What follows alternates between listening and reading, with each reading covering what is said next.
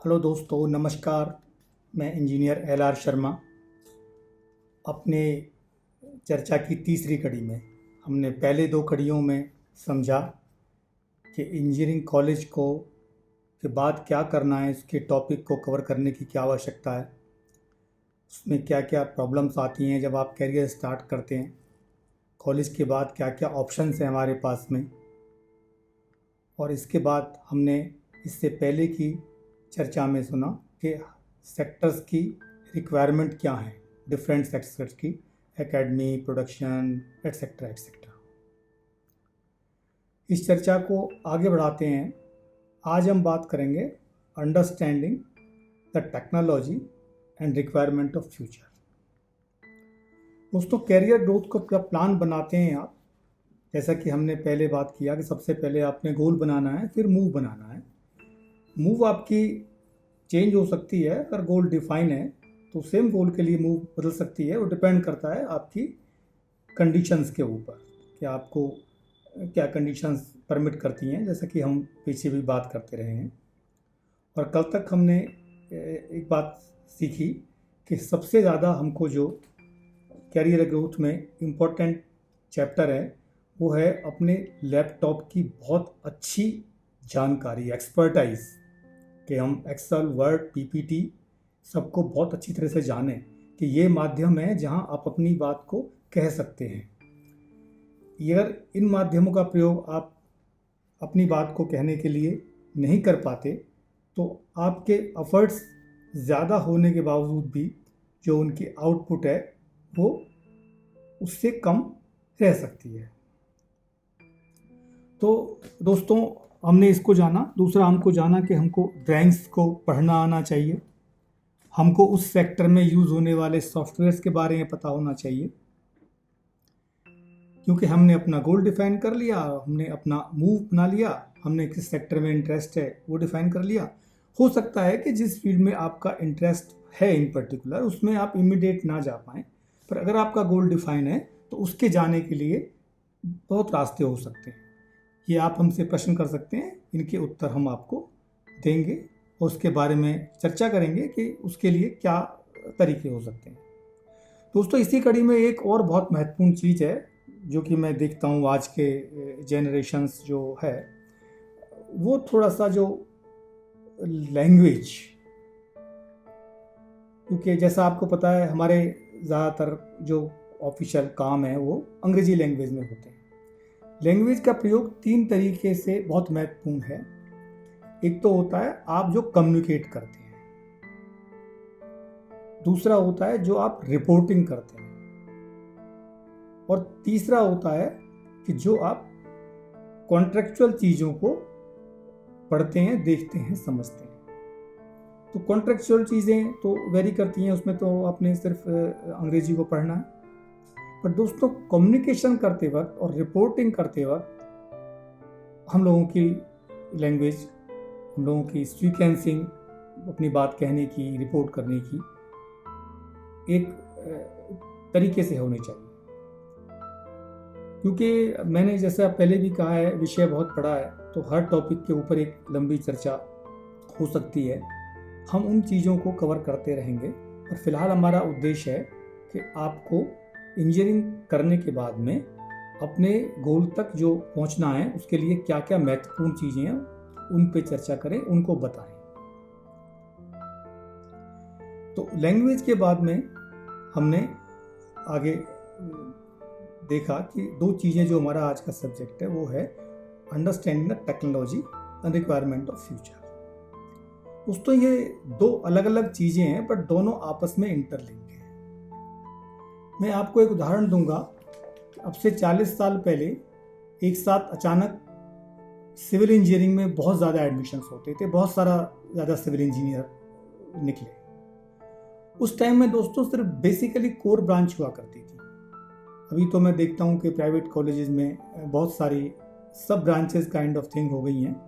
तो वो मैंने एक दिन मार्कशीट देखी और मैं देखता रहता हूँ, तो सब्जेक्ट्स को क्लब करके उनकी उपयोगिता या जो इसके एक्सपर्ट्स हैं उन्होंने एक विचार करके बहुत सारी ब्रांचेस बना दी हैं। तो उस समय तो कोर ब्रांचेस हुआ करती थी, तो बहुत सारे सिविल इंजीनियर्स आ गए। तो जाहिर सी बात है, जब प्रोडक्शन ज़्यादा हो गई, डिमांड कम होगी, तो बहुत लोग खाली रहने लगे। या तो खाली रहने लगे या फिर उन्होंने जो उनका स्तर है जहाँ पे जॉब करना है उससे नीचे जॉब करना शुरू कर दिया। और जब नीचे जॉब करना शुरू कर दिया तो जाहिर सी बात है आप मेंटली डिस्टर्ब फील करेंगे। वो एक अलग विषय है। तो हम आते हैं कि हमें रिक्वायरमेंट ऑफ फ्यूचर को समझना है और टेक्नोलॉजी को अंडरस्टैंड करना है। तो उसके बाद सिविल इंजीनियर्स के आए, उसके बाद अचानक शुरू हुआ इलेक्ट्रिकल इंजीनियर्स का, तो उनका भी यही हाल है। क्योंकि हमारे पास कॉलेज के पास में ऐसी कोई गाइडलाइंस नहीं है कि जो ये बताती हों हमें कि आगे आने वाले 10 साल में कितने इंजीनियर्स किस फील्ड के चाहिए, कितने इंजीनियर्स इलेक्ट्रिकल चाहिए, कितने आईटी चाहिए, कितने सिविल चाहिए। और कॉलेज पहले तो गवर्नमेंट कॉलेज थे, प्राइवेट कॉलेज तो इक्का दुक्का कहीं हुआ करते थे, साउथ में कुछ थे। अब तो बहुत सारे प्राइवेट कॉलेज हैं, सबको अपनी सीटें फुल करनी है, तो उनके अपने उद्देश्य हैं। तो हमें इस चीज को एनालाइज करना है कि आगे आने वाला फ्यूचर में किस प्रकार की एक्सपर्टाइज की जरूरत है। दोस्तों, इससे आगे आने वाले चैप्टर में मैं ये आपको बताने की कोशिश करूंगा कि फ्यूचर को स्टडी करने के बाद में आपने अपनी क्वालिफिकेशन, स्किल और एक्सपर्टाइज को कैसे रीएडजस्ट करना है, कैसे एनहेंस करना है, ताकि आप उसके वहाँ तक पहुँच सकें और उसका जो बेनिफिट है जो आगे आने वाले पीरियड का वो उठा सकें। तो आपने फ्यूचर की रिक्वायरमेंट को देखना। जैसे कि उदाहरण तौर पे अभी इंफ्रास्ट्रक्चर में बहुत ज़्यादा बूम है, गवर्नमेंट भी बहुत कर रही है, और ये बूम अगले 20 साल तो कंफर्म रहने वाला है। 20 साल एक लंबा टाइम है। अगर आपने आज स्टार्ट किया तो अपने आप को आगे समझने और आगे चेंज करने के लिए, बट आज तो 20 साल के लिए आप उसको समझ सकते हैं। तो इंफ्रास्ट्रक्चर में किस तरह की स्किल्स की, एक्सपर्ट की ज़रूरत है, कि आपको आज ही एनालाइज करना है। इंफ्रास्ट्रक्चर में आपको सिविल भी चाहिए, मैकेनिकल भी चाहिए, इलेक्ट्रिकल भी चाहिए, बट उनकी क्वांटिटीज वेरी कर सकती है। जैसे इंफ्रास्ट्रक्चर में ज़रूरत है, ऐसे ही और क्या ग्रोथ आने वाली है, आईटी में ग्रोथ आने वाली है। जैसे एक बार आईटी की बहुत ज़बरदस्त ग्रोथ आई थी, दिनों दिन मल्टीफोल्ड सैलरियों पे लोग जा रहे थे, और अब वो वक्त निकल गया, अब ऐसा नहीं होता। ऐसे ही अभी एक इंफ्रास्ट्रक्चर सेक्टर की बात कर रहा था मैं, एक मेट्रो रेल का सेक्टर है, हाई स्पीड रेल का सेक्टर है, जिसमें अगले 20-30 वर्ष तक बहुत ज़्यादा डिमांड आने वाली है, क्योंकि हमारे यहाँ ट्रैफिक एक बहुत बड़ी प्रॉब्लम है। दोस्तों, जब हमारे यहाँ ट्रैफिक प्रॉब्लम है तो ये रेल इंफ्रास्ट्रक्चर के अलावा रोड भी बनेंगी, सिटी रोड भी बनेंगी, नई टेक्नोलॉजी ट्रैफिक कंट्रोल के लिए भी डेवलप होगी, सिटीज़ के अंदर अंडर पास, ब्रिज, ये सब भी बनेंगे, डाइवर्जेंसी होंगी। तो सिटी स्टडी और सिटी ट्रैफिक प्लानिंग का सब्जेक्ट भी आएगा। तो मैं एक आपको उदाहरण दे रहा हूँ कि हमें फ्यूचर की रिक्वायरमेंट को कैसे अंडरस्टैंड करना है, कैसे एनालाइज करना है, और उसी के अकॉर्डिंग अपनी मूव आज डिसाइड करनी है। क्योंकि आप जिस सेक्टर में आज डिसाइड करेंगे, जाएंगे, मैंने जैसे पहले भी कहा, हो सकता है आप जिस सेक्टर में जाना चाहते हैं उसमें उस पर्टिकुलर, क्योंकि एक सेक्टर में बहुत सारी चीज़ें होती हैं, अब उस जगह नहीं जा पाए, अगर सेक्टर में चले गए तो वहाँ से वहाँ उसको स्विच करने के प्रयास करने होंगे। उसके लिए जो आपको उसके प्रकार की एक्सपर्टाइज और स्किल्स को डेवलप करना होगा।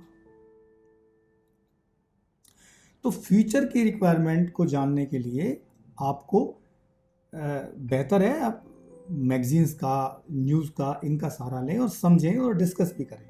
हम लोग भी आपकी मदद करेंगे इसमें, और आपके जो भी प्रश्न आएंगे उनका उत्तर हम देते रहेंगे।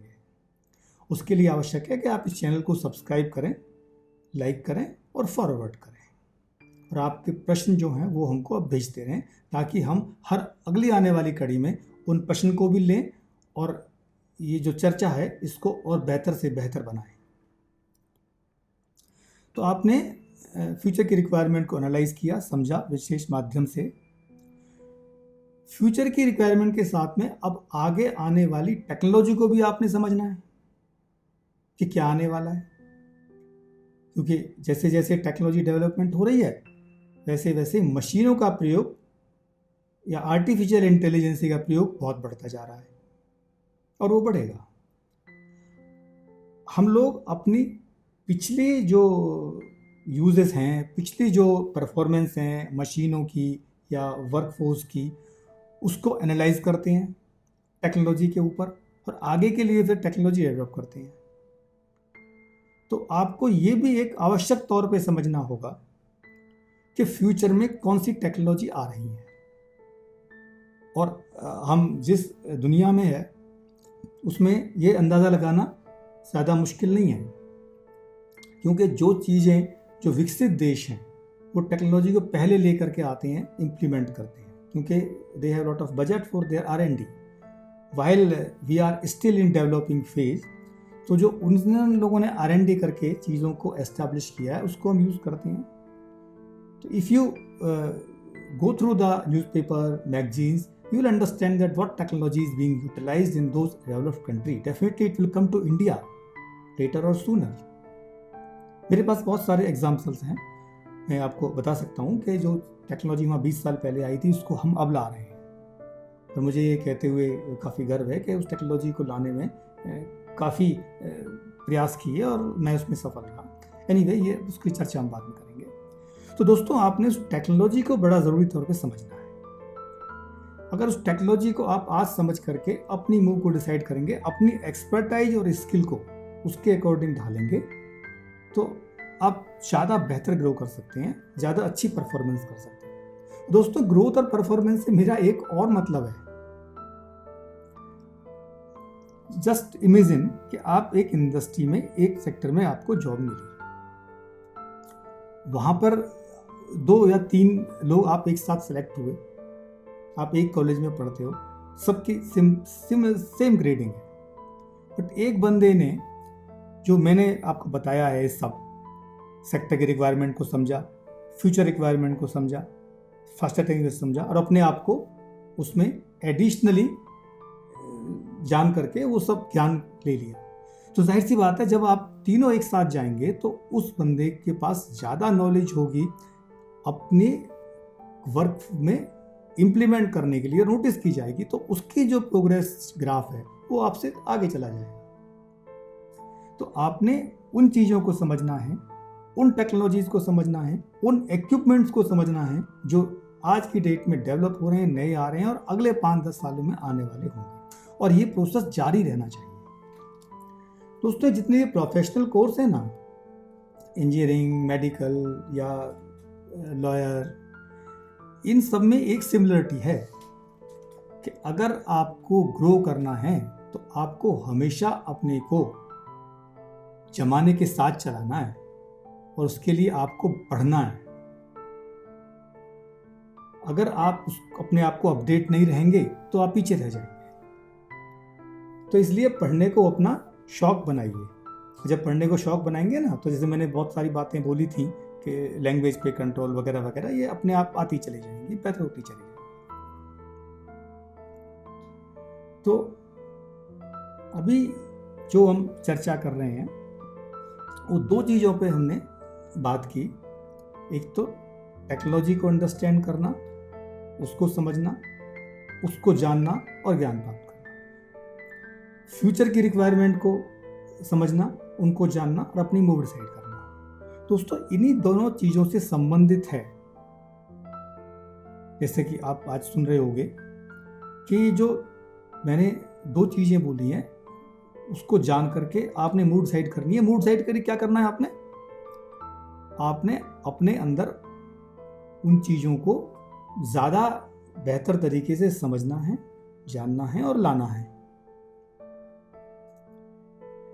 आप हर सेक्टर को देख लीजिए, आप जरा गूगल कीजिए, आपको आश्चर्य होगा कि आप जरा गूगल करके आप देखिए कि पिछले 100 साल में या 50 साल में कितने jobs, type of jobs, not jobs, I will say type of job, तो जो है वो ऑब्सलीट हो गए हैं, उनका यूज़ नहीं होता, अब उनको निकाला जा रहा है। वो जो जॉब्स की लिस्ट होती है ना, उसी से निकाला जा रहा है, क्योंकि वो उनकी आवश्यकता नहीं होती है। बहुत सारे हैं, और कितने ऐसे एक्सपर्टाइज हैं जिनके बारे में आपको पता नहीं है, वो ऐड की जा रही हैं और वक्त वक्त पे ऐड होती रही हैं और उनके ग्रोथ सेक्टर बड़ा अच्छा है। ग्रोथ का एक पैमाना भी आपको डिसाइड करना होगा। ये भी सेक्टर की और टेक्नोलॉजी की जानकारी के बाद ही आप देख सकते हैं कि जो भी रोल पर आप जा रहे हैं उसका ग्राफ क्या है। Graph mean how you grow. Growth के बेसिकली दो चीज़ें हैं। एक तो होता है डेजिग्नेशन, जो इंडिया में काफ़ी ज़्यादा है और कुछ कंट्रियों में है। बाकी कुछ कंट्रियों में 10-10, 20-20 साल तक सिंपली इंडस्ट्रियल इंजीनियर का डेजिग्नेशन होता है, लोग हैप्पीली काम करते हैं। एक होता है फाइनेंशियल ग्रोथ। तो फ्यूचर रिक्वायरमेंट को जाने बगैर, फ्यूचर इंडस्ट्री को जाने बगैर, टेक्नोलॉजी को जाने बगैर, अंडरस्टैंड करिए बगैर, आप इन दोनों चीज़ों को भी उस दावे के साथ, उस कॉन्फिडेंस के साथ अटेम्प्ट नहीं कर पाएंगे जिस तरह से आपको करना चाहिए, जो आपकी एक्सपर्टाइज है। आपने अपनी जो बैकग्राउंड है कॉलेज की, जहाँ से स्टडी कर रहे हैं, उसको भी जानना चाहिए और उसी के प्रोस्पेक्ट में अगर फ्यूचर को आप देखेंगे तो ज़्यादा बेहतर होगा। तो मैं समझता हूँ कि हम लोगों ने आज जो है आपको बताया कि टेक्नोलॉजी की अंडरस्टैंडिंग और फ्यूचर की अंडरस्टैंडिंग क्यों ज़रूरी है और क्यों करनी चाहिए और उसे आप कैसे कर सकते हैं। इसी विषय को आगे बढ़ाएंगे और अगले चैप्टर में हम बात करेंगे higher education, higher qualification, higher skill and higher knowledge में क्या डिफरेंसेस है और इनको एनहेंस करने के लिए हमारे पास क्या क्या माध्यम है, क्या क्या उपलब्ध है, क्या क्या टेक्नोलॉजी है, क्या क्या और चीज़ें हैं जिसको हम उनको एनहेंस कर सकते हैं। तो इसी के साथ मैं आज की चर्चा को विराम देता हूँ और जाते जाते फिर आपसे रिक्वेस्ट करता हूँ कि आप इसको सब्सक्राइब कर लें ताकि हमारा कोई भी डिस्कशन या चैप्टर मिस ना हो आपसे। Thank you very much. Bye for now.